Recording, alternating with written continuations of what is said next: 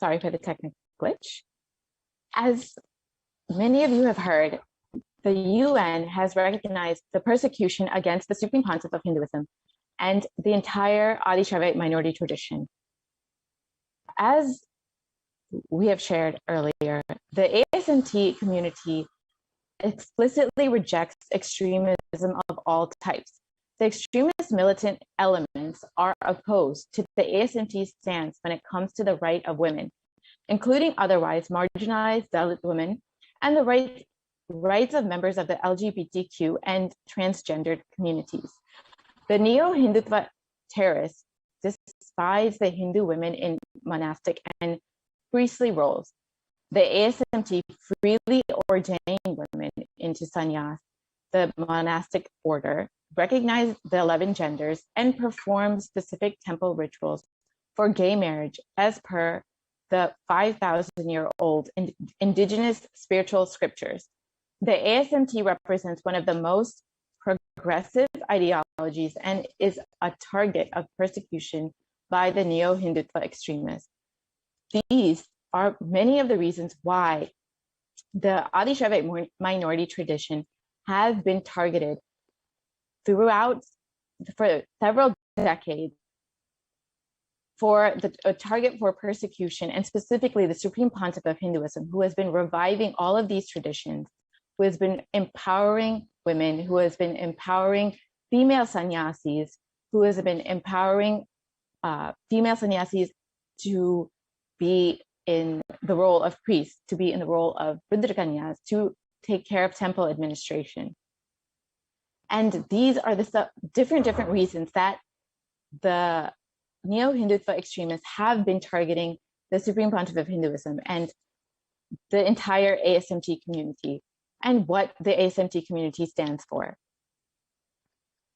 As you may know, in the ancient Hindu tradition, some young girls who cognize themselves as a manifestation of the Divine Mother choose to never marry any human and dedicate themselves to the administration of the Hindu temples and worship the deity or god of the temple.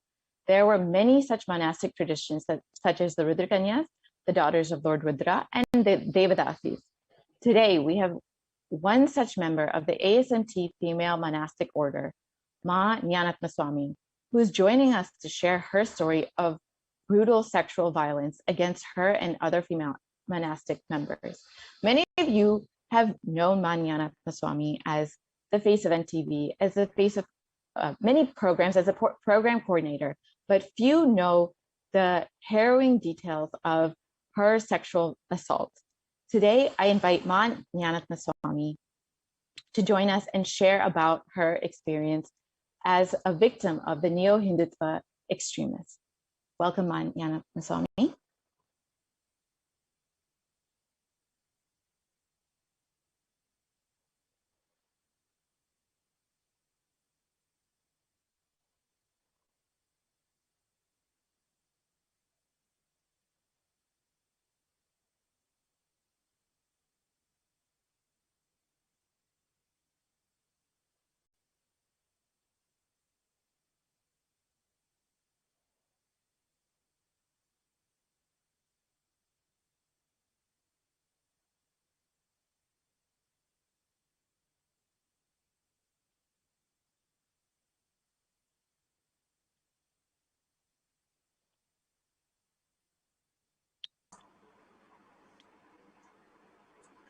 Nithyanandam Paramasukadam Kevalam Jnanamurthyam Dvandvatitam Gaganadadrisham Tattvamasyadilaksham Ekam Nityam Vimalamachalam Sarvadi Sakshibhutam Bhavatitam Trigunarahitam Sadgurum Tam Namami.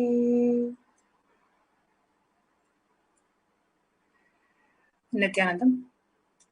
I welcome all the Nithyanandamma. I welcome all the viewers who are watching us and joining us today watching us on the YouTube Live, Facebook Live, and on the two video conferencing.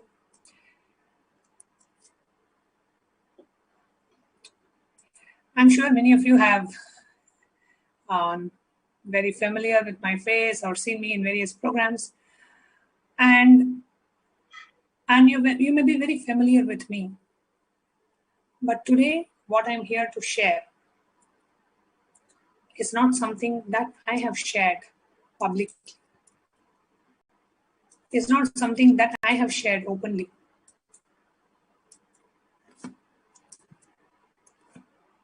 Maybe a few times.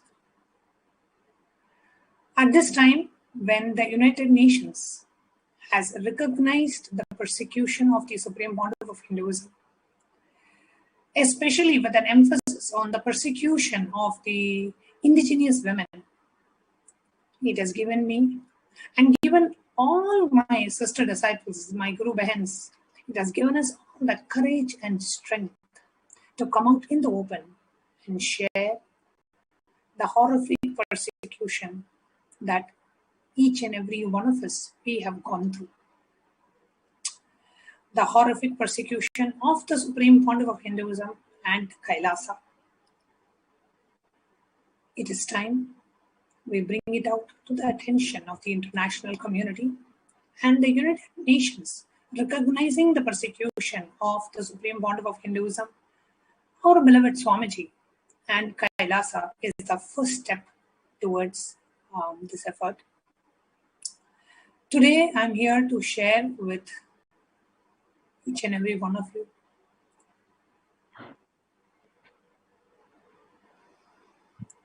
one of the horrific, brutal incidents which made me a victim, which made me realize the enormity of the persecution, which made me realize the real face of the neo-Hindutva militant camp.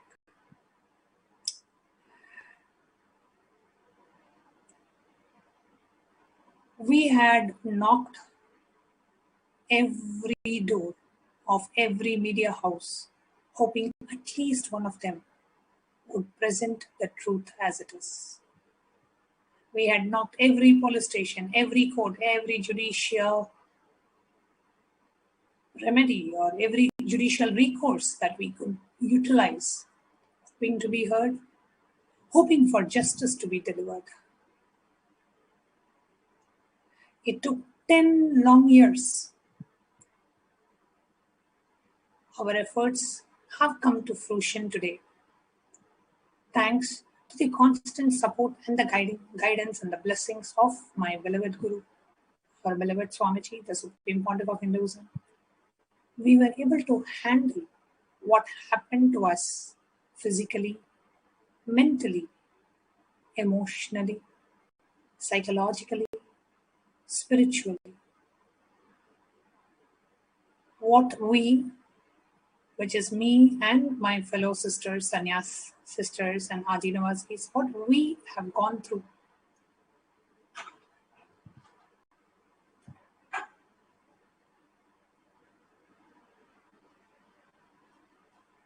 It is time that we share it with the world.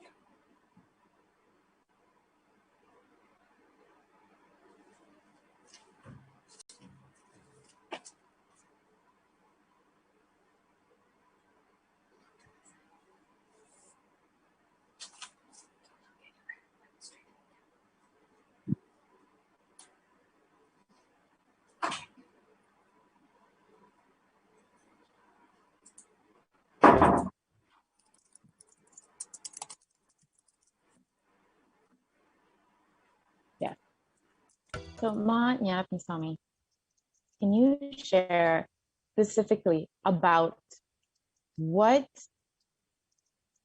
you have experienced throughout the past 10 years, and specifically in the year 2012, when you faced your attack by the Neo-Hindutva gang?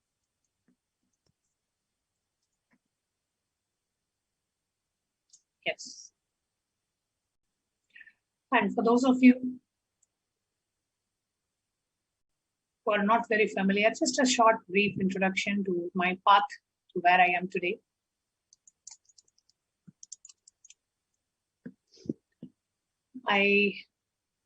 I'm originally from southern part of India, from Chennai, and born in a very traditional Hindu family.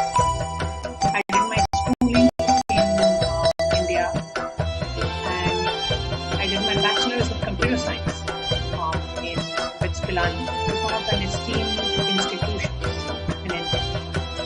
Following that, I did my master's in computer science in the United States in North Carolina State University. And after that, I worked at Microsoft Corporation. So I was working there as a software engineer, which is where I was blessed to be known,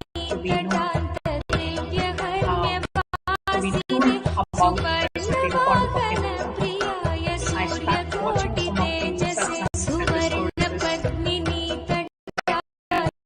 discourses, most of us who are so attracted to the Swamiji's teachings on YouTube. That's how I started. And my journey continued, and I used to volunteer at the temple, Seattle, Swamiji's temple in Seattle. I used to volunteer there. And then in the year 2009, around the year June 2009, I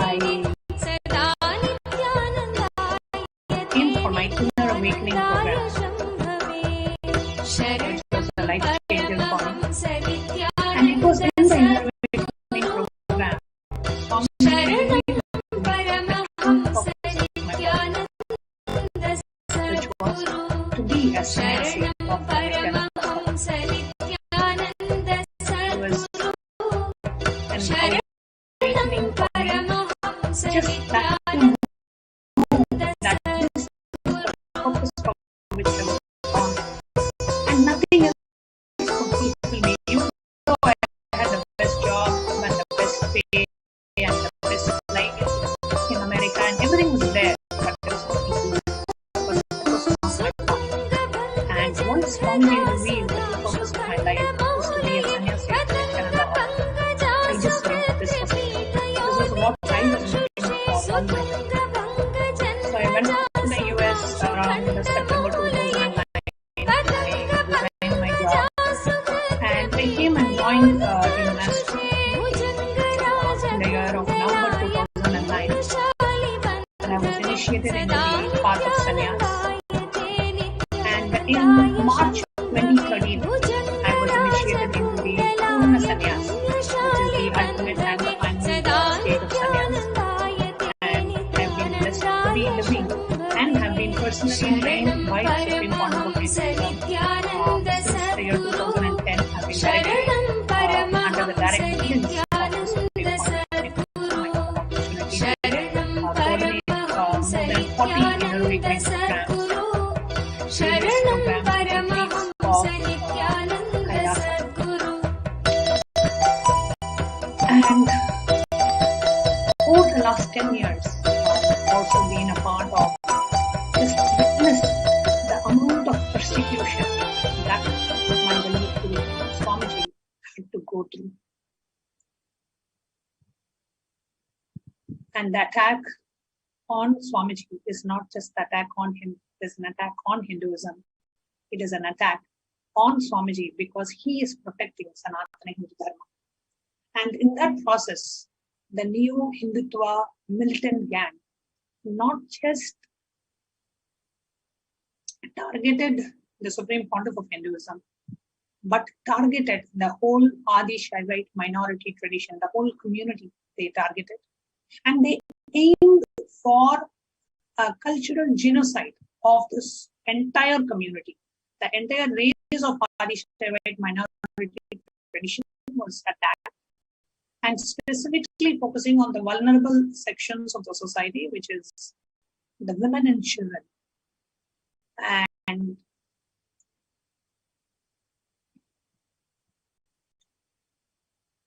Swamiji is the only guru who has so openly fought for the rights of women, has revived the Hindu Sannyas Sampradaya, has revived the Rudra Kanya Sampradaya, has made us as priests and allowed us to worship or do the actual ritual in the sanctum of the temples, and reviving all these were a part of Hinduism.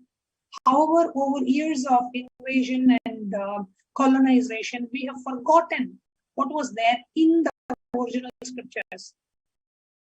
And the Supreme Pontiff of Hinduism is reviving the most ancient tradition of Hinduism, which happens to be a progressive tradition by itself. So it is not that Swamiji is making Hinduism as progressive. Hinduism is already progressive. It is an ancient tradition which is already progressive, which recognizes 11 genders, and which has an extremely progressive stance on women, and allows women to take up monkhood, allows women to do the priestly duties and perform. And because Swamiji is reviving the Hindu sannyas female order and reviving the Rudra Kanya Sampradaya, Swamiji had been and is still a target of relentless persecution. And one of the ways the persecution actually came about is, by slapping, especially if it is a Hindu religious leader, slapping, false rape charges on the leader. And that's exactly the same strategy which they are using for many other spiritual leaders. They did it for Swamiji as well. So in the year 2012, just fast forwarding it to the year 2012, there was an enormous success that we had in the United States, where the United States, the court of the United States, had exonerated the Supreme Pontiff of Hinduism.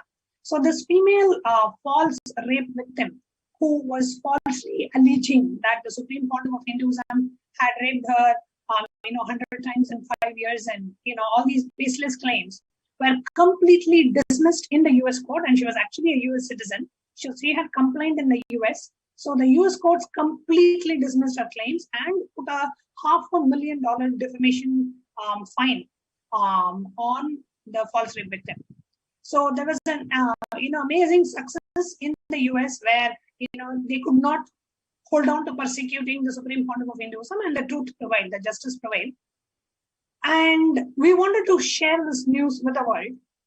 And at the same time, the US court had released the original medical records for the purpose of the Indian courts, and for the case that was happening and the persecution that was happening in India.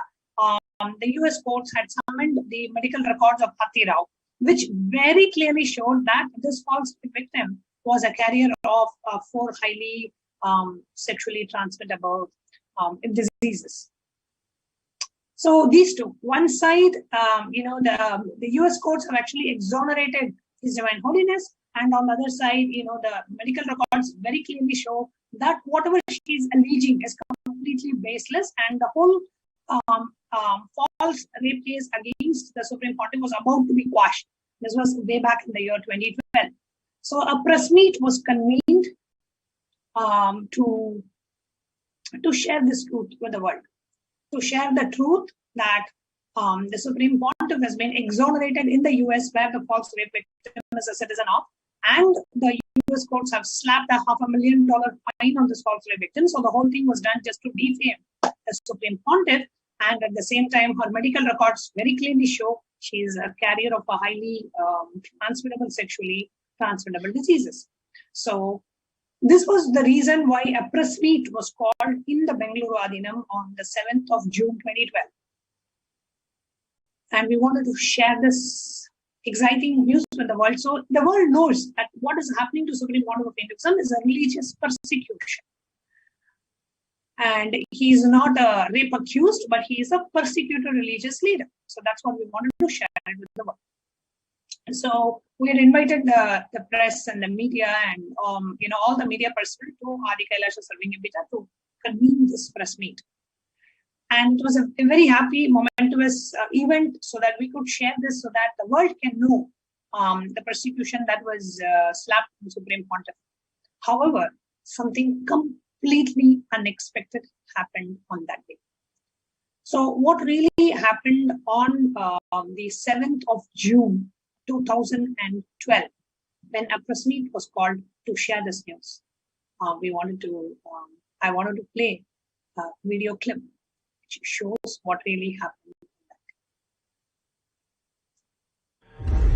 Second illegal detainment of His Divine Holiness Paramahamsa Nithyananda.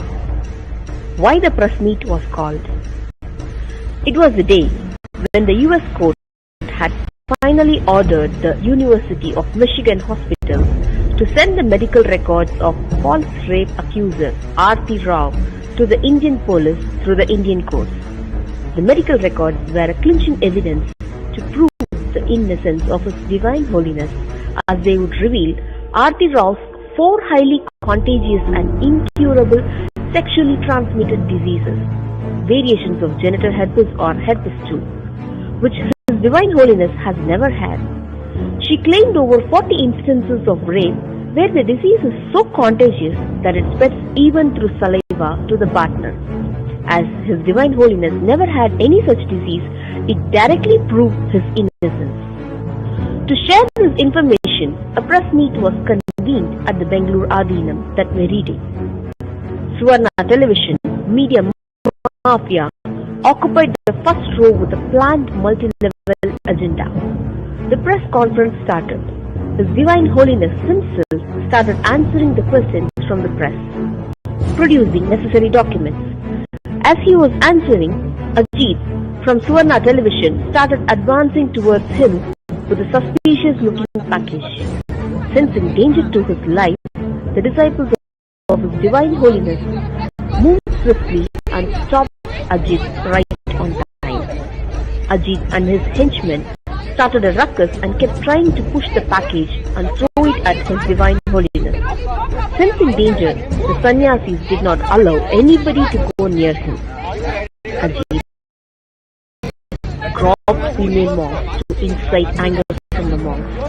Ajit then recorded their facial reactions and used it as a justification to get His Divine Holiness and his female monks arrested. Meanwhile, the other media men started filming. Not that they were going to report the persecution, they were only gaining footage to flash with their own lives as narration.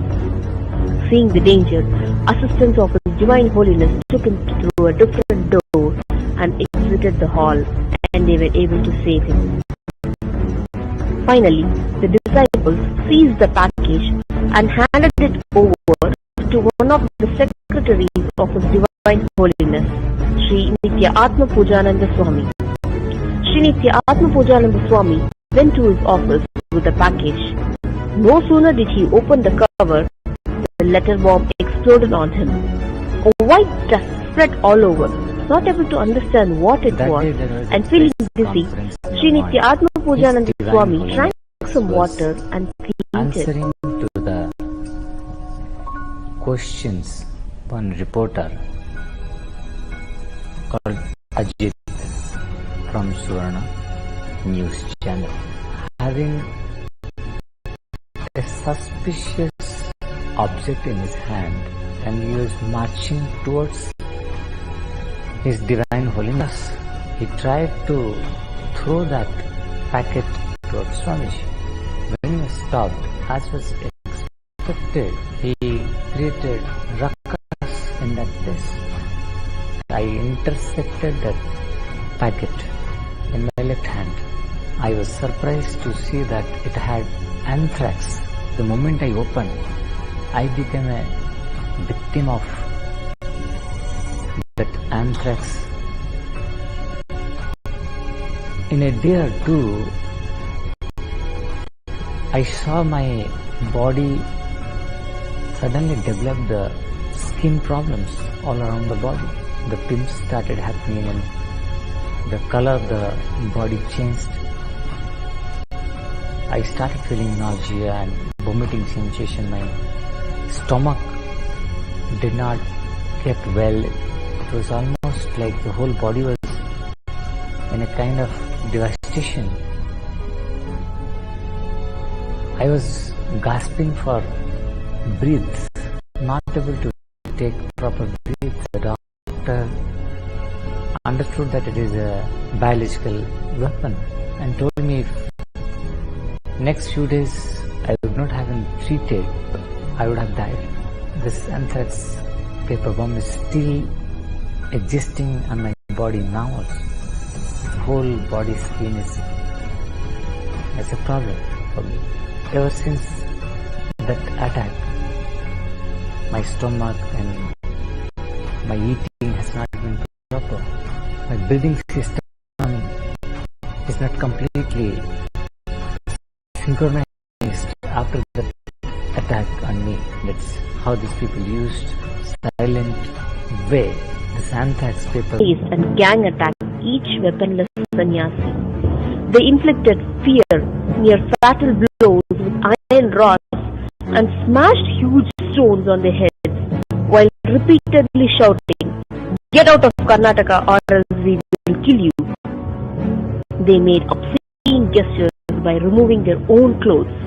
They ran after female monks, sexually assaulted them, touching them, robbing them, dragging them by their hair and tearing their saffron saris. They threw petrol bombs as they kept advancing inside the monastery. One of the bombs fell on the library, which housed books and ancient non-reproducible palm leaf manuscripts. Chief Administrator Sri Nithyananda Prabhananda was at the gate when the assassins entered. 4 of them knocked him to ground and jumped on him. Each one grabbed either one of his hand and a leg.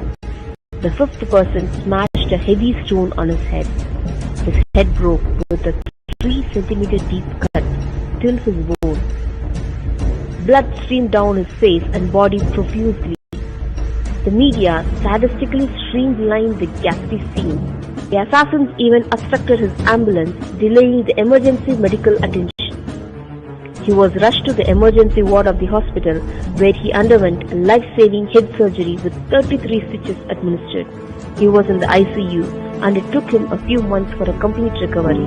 His wife and young son were completely devastated at the near-death survival.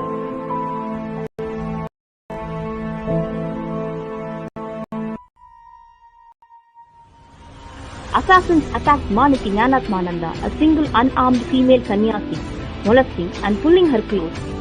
The attack is a haunting and traumatic experience for her till date. She suffered multiple injuries during the attack. A Karnataka Navanirmana Sena militant tears the saffron robes of a monk and attacks him. Sri Nithya Mayathitananda Swami, a youth who had just embarked on his spiritual journey as a monk trainee, was brutally manhandled, seized and attacked with rock stones hurled by the assassins. The camera he was holding was smashed. He received a blow on his face, causing profuse bleeding which required multiple stitches. Sri Nithya Yogananda, a male sannyasi, was attacked simultaneously by 4 militants. He received merciless blows and sustained heavy injuries. Attack left an everlasting impression on him.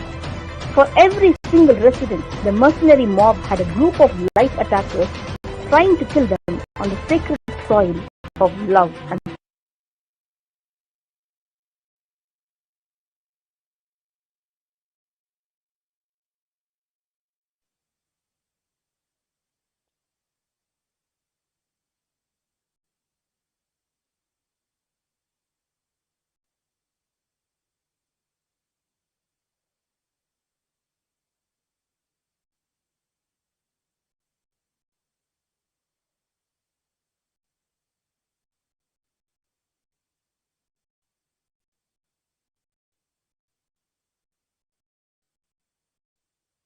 Yes, Ma. As the viewers have seen, this brutal attack that you and your fellow sannyasis have faced, you, Ma Jnanapaswami, specifically were targeted by 4 different men who were clearly surrounding you and attacking you. Can you explain a little bit more in detail about what exactly happened that day? No summons you have. No, he has filed a case against you and you are not receiving. I do not know. No, I am not upstanding. I am not going anywhere. Any case, any summons comes to me. The day of 7th of June 2012.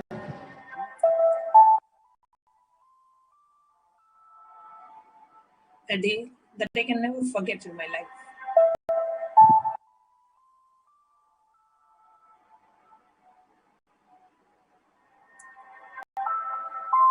After the morning press meet, suddenly it was around evening, like maybe somewhere around 4 to 5-ish. Between 4 to 6. We heard some noises at the gate. I was in the monastery at that time, so I ran to the gate along with a few other Adinavasis. I used to be in the welcome center at that time. So I just rushed and ran to the gate. And I could see that the Neo-Hindutva, the militant gang, had barged into the monastery.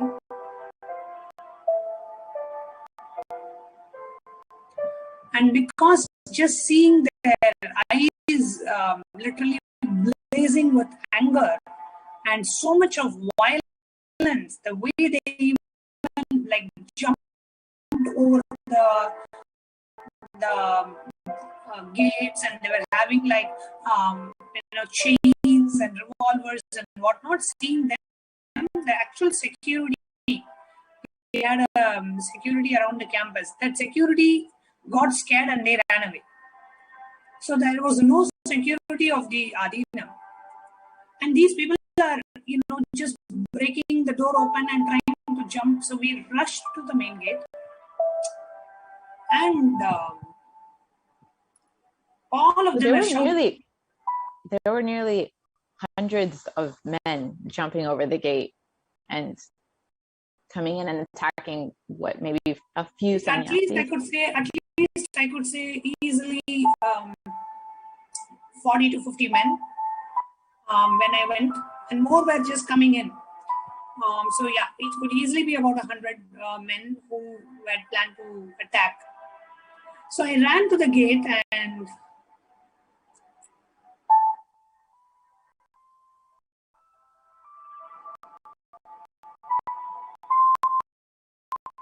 I saw one of the male monks and male Adinavasi was getting hit, like very badly beaten. So I rushed to save him or rushed to protect him. As I went behind, here you can see like the 4 men just completely cornered me. And one person like pulled my sari, and the other person like tore my blouse, and the other person one of them were coming so close. I mean, I could just see them like, predators who are like hungry for their prey, just like that, just that way, like so much of anger and violence. And, I was in a state of deep shock.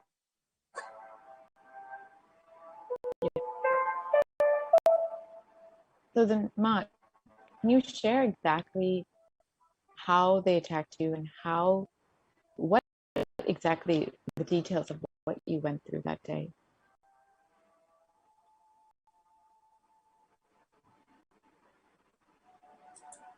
So they basically just cornered me, and this was actually being live telecasted on a national media channel. As female Hindu sannyasi being like sexually assaulted and being raped. One person was, just groping the body wherever he thought, and with a torn blouse and with a sari being literally being pulled away. And while this is all being broadcasted for the world to see. Yes. And that's exactly the same visuals, just a part of it that we are showcasing now, just a few seconds.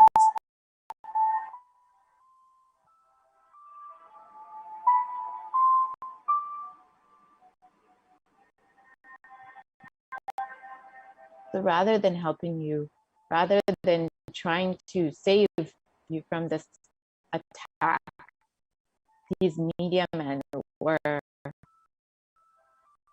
filming this brutal sexual assault for the world to see, for your family, your friends, your fellow sannyasis to witness this horrific attack against you. It was all a plan. So the neo-Hindutva were hand in hand with the media. So the media, they came along with the media. So the plan was that they will have a live streaming van, and they will have the neo-Hindutva, these gangsters. So the gangsters will go and beat and destroy and kill and murder and rape and whatnot. And at the same time, the TV channel will be live showcasing what's being happening in the monastery, just to kind of like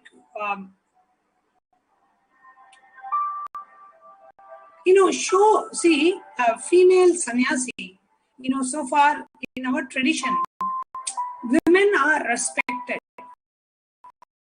as divine. And especially if somebody is as a female sannyasi, there's so much of respect and reverence is given to them. And it can happen only in this anti-Hindu empowered ecosystem, where everything in the ecosystem is inherently anti-Hindu, whether it is a police or media or the judiciary, wherever you go.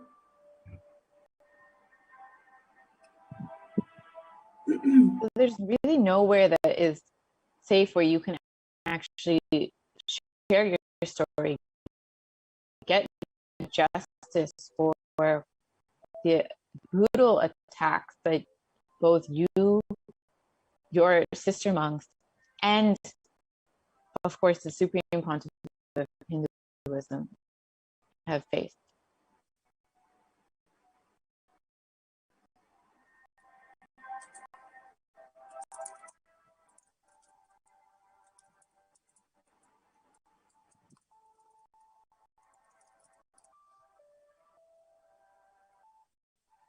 We actually went. We went to every, tried going to every media channel and wanted to. We sent a press release to all the printed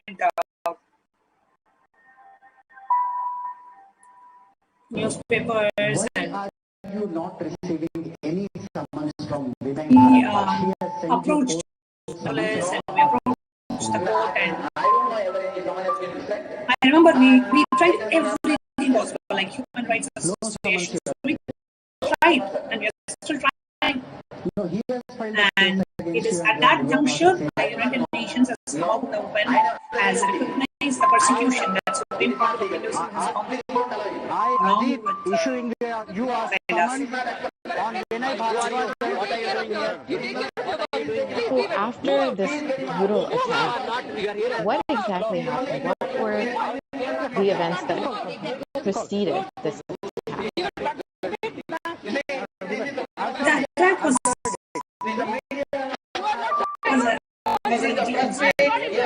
impact that it left on me. I was traumatized. Because we are in the Hadinam in a very extremely blissful, protected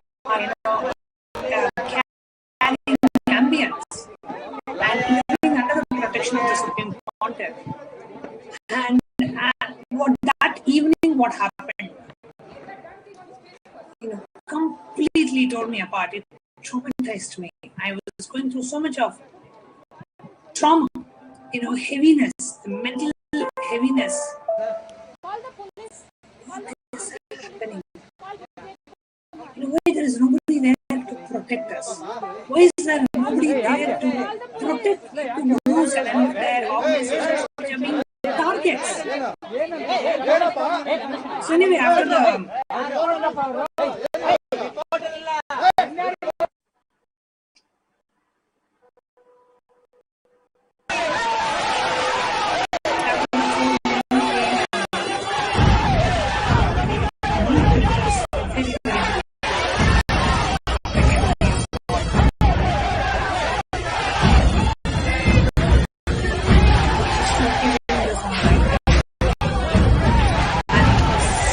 became so shocked with what was going on, and I was just lying down on the floor, like on the road, like in the mud. I was just lying down there. After about maybe 15-20 minutes or 30 minutes, the Neo Hindutva gang, the militant gang, could not achieve what they came for. They basically wanted to find out the location of the residence of the Supreme Pontiff, and they wanted to assassinate Swamiji, and they were very, very vocal about it. They very clearly said this is what we want to do, and they couldn't find. So they started beating us and blackmailing us to see if they could get that information from us, which they did. So they felt like, okay, none of this is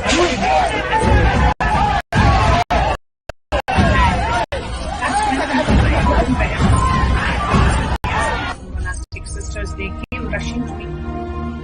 They took me to the residence, the apartment, and was giving some water.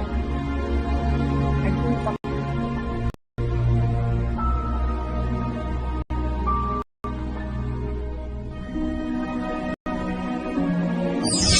This is Nithyananda. This happened. One question: why does this have to happen to Swamiji? By the few rowdy For somebody who's preaching came to bliss ashram and oneness and Advaita on 7th and evening following the path of around 6 complete o'clock. violence. These rowdy elements Why was this happening?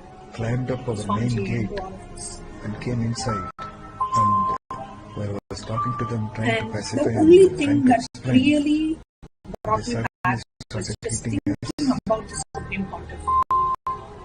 How in 2010, how the Supreme Pontiff was illegally arrested and tortured at the Holded my prison, hands, and given cardiac pushed arrest me inducing in the ground, and one person took a huge stone, injections in the one name heavy of stone and medical tests, and thrown so much abuse was done to at me, Swamiji's and body. it Yet hit me in the Swamiji went through all of that. Powerful. forehead. At every point in But a time, big taking injury, action big that injury with a lot that of is right, blood. taking the right course of action, but not allowing that to, feel powerless and moving away from the space of Advaita and completion. So that's what Swamiji has taught us. ನಿತ್ಯಾನಂದನ ಪಟ್ಟ ಶಿಷ್ಯರಾದ ಮನಿಷಾನಂದ ಅಚಲಾನಂದ ನಿತ್ಯ ಶಾಂತ ಎಂದಿನಂತೆ ಸ್ವಾಮಿಗಳನ್ನ ಸಮರ್ಥನೆ ಮಾಡಿಕೊಂಡ್ರು. ನಿತ್ಯಾನಂದ ಅಂತವರಲ್ಲ, ಅವರು was so against and anti-Hindu, and they just wanted to finish off Supreme Pontiff of Hinduism, because each one realizes that the Supreme Pontiff is the last lamp of Hinduism. So Swamiji has been a consistent and target of this relentless persecution. So anyway, so I was taken and So when, after facing such a brutal attack, after seeing not just yourself but your fellow sister sannyasis, brother sannyasis facing this attack, of course, Swamiji, the Supreme Pontiff of Hinduism, facing this attack, what is that made you decide to continue this life? If someone would normally feel that they would be in fear for their life, to continue living this lifestyle and continue when there's constant threat, constant persecution, constant attack, what is it that kept you going? And what is it that gave you the courage to come and speak out today? Swamiji. Because I have I joined the monastery just a few months before the persecution broke out in the year 2010. And I have seen Swamiji, teach the signs of completion. But when the whole persecution happened and so much of injustice was being done to Swamiji, so many baseless claims and rumors and whatnot were slapped on the Supreme Pontiff. Swamiji, exactly like everything that he had taught us, we could literally see that in action, right? Every moment operating only from the space of powerfulness and never getting powerless, and always knowing what to do next and keeping yourself calm and composed. And most importantly, see, one of the other strategies these new Hindutva use is to instigate you to do something criminal, right? First of all, you would not have done anything. They come and they attack. And when you respond in a fit of anger, or when you respond impulsively, then immediately they trap you by filing a false complaint of a criminal complaint against you. This is their strategy. So Swamiji knew this very well. And from that time, Swamiji is told only one thing, right? Never resort to violence. Only follow the path of non-violence. Let us bring out what has happened to us to the community. Let us share with everybody what has happened to us, so that we could get the international recognition of what has happened.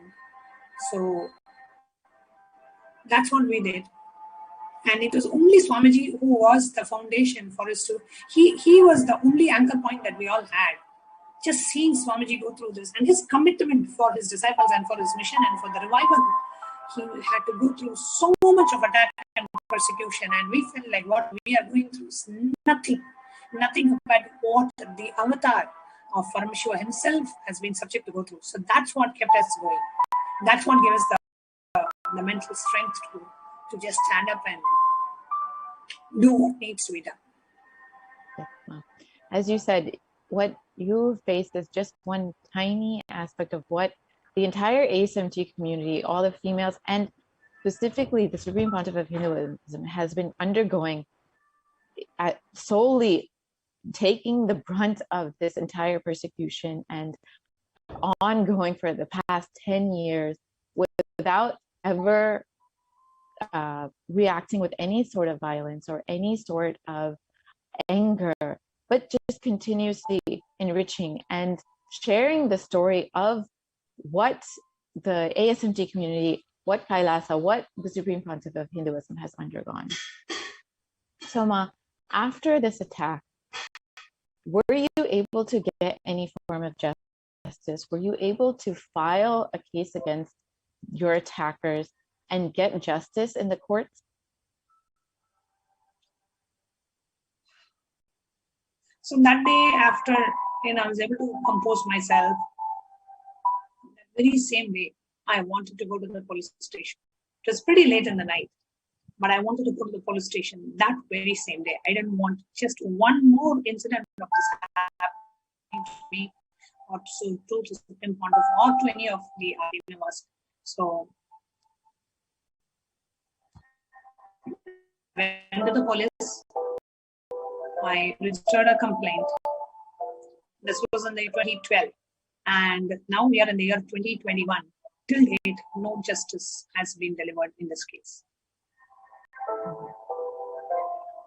So after 9 years you've been waiting, and the only sign of justice is this recognition by the United Nations for the ongoing persecution. But your individual attack, like many others, has still not gotten justice in the courts in India.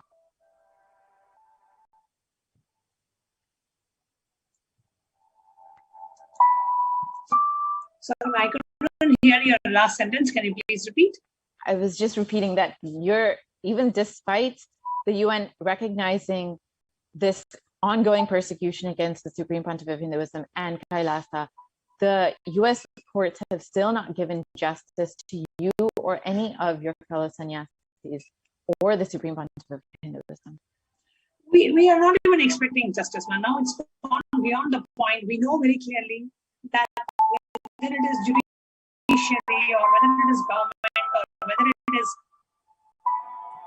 media or the whole thing. In India we call it a media trial, because it is the media which directs and determines the flow of even the judicial matters.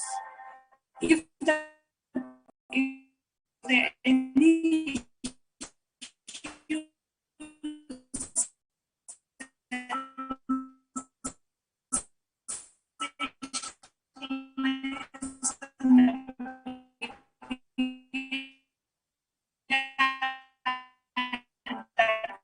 it's kind of more attention, and it has a lot of public reading and supporting the news.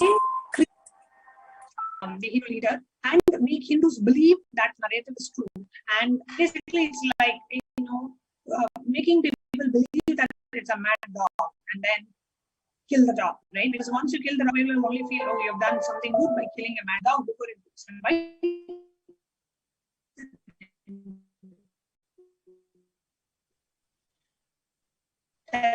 Exactly the strategy that they do. Baseless allegations. They create just to somehow bring the attention on the Supreme Pontiff of Hinduism and his followers, and then launch this huge attack and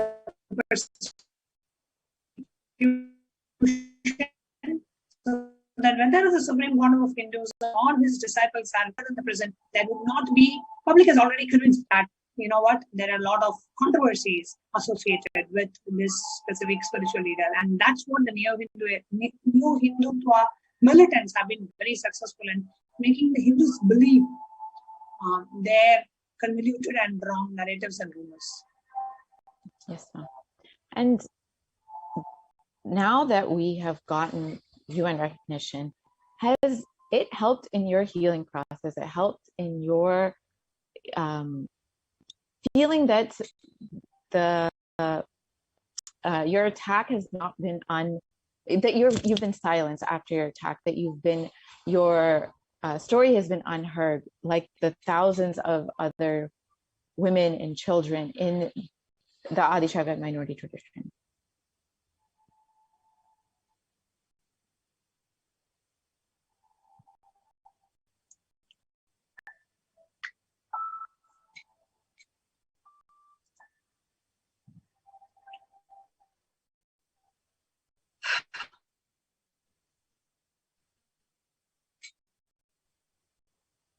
We had approached Avenue only after 10 years now.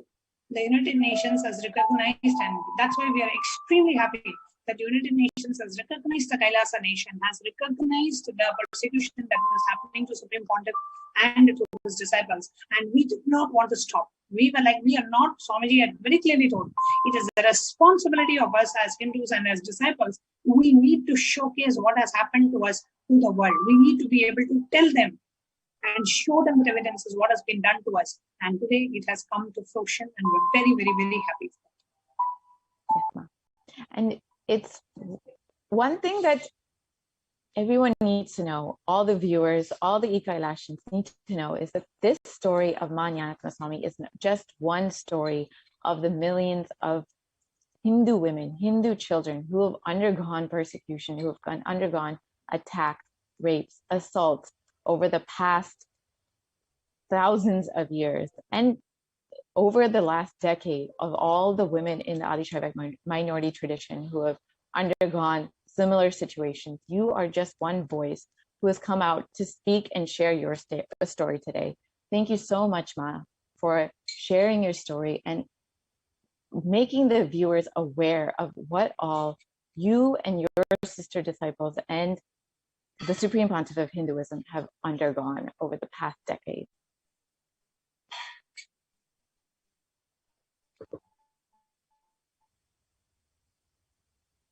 Today I shared my story with you, the videos of my attack. However, it is not just me. Like me, there are hundreds of sannyasis who are still there.